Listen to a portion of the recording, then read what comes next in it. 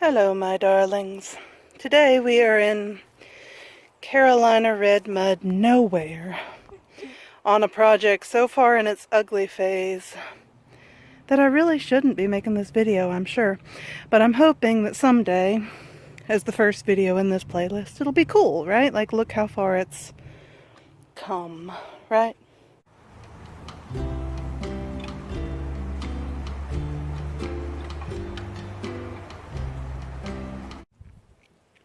What I'm excited about today is putting in my first plants.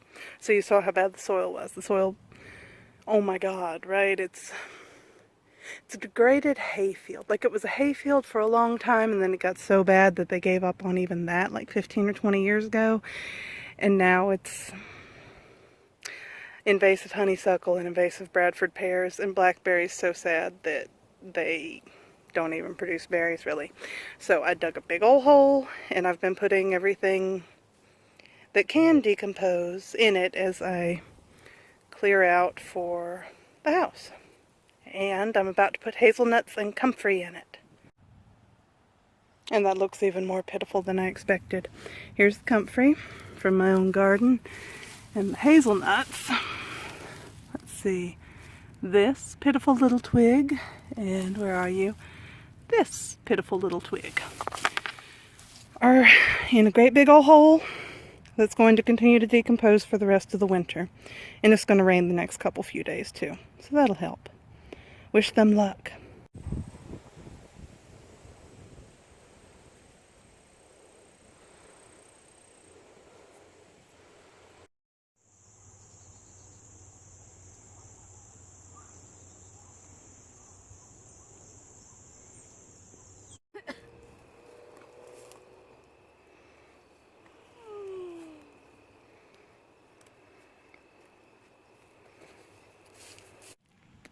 So here's the second planting hole.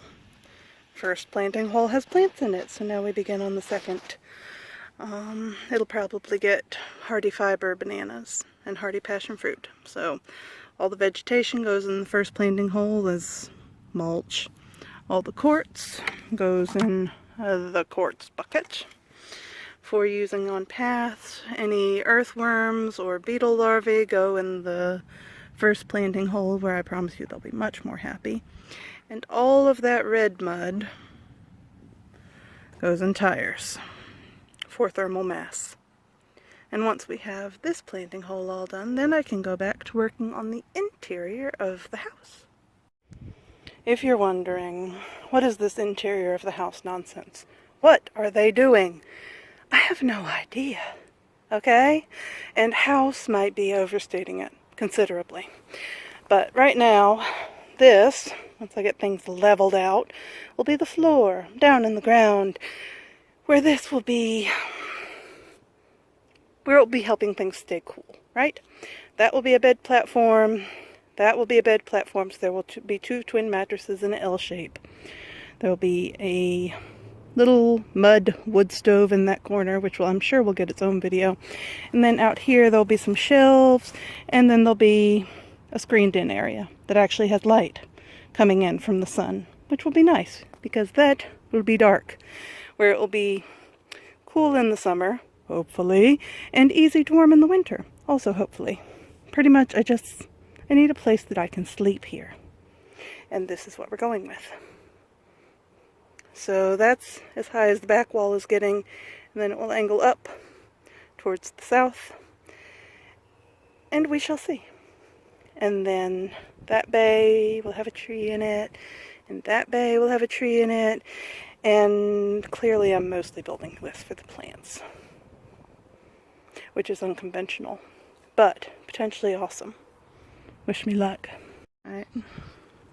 The evening birds have started up. The sun is getting lower. I'm going to stay here and keep working till it sets. But as you can see, I've not made much headway, and that's okay. I've got a few tires filled, done some thinking, and I'm making good progress on part of the garden. Now most of the earthen structures you'll see examples of There's earth-moving equipment, there's dumpster loads of dirt, there's large groups of people being competitive or at least energetically playful with it.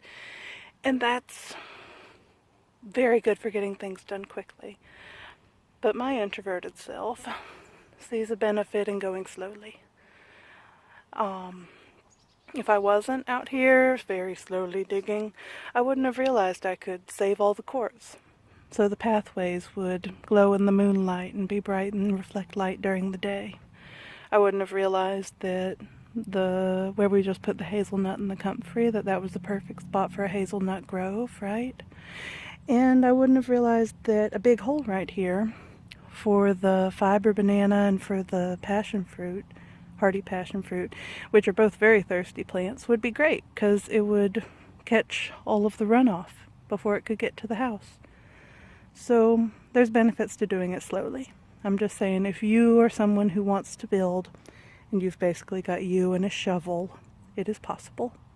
Slow. And goodness knows houses have a long, ugly phase, but possible.